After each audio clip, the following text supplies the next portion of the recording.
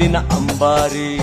ಈಗ ನೀನೊಂದಾನೆ ಫ್ರೆಂಡ್ ನಿನ್ನ ಬೆನ್ಮೇಲ್ ನಾನು ಫ್ರೆಂಡ್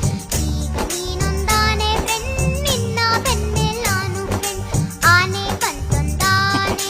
ಯಾವ ಊರಾನೆ ಬಿಜಾಪುರದ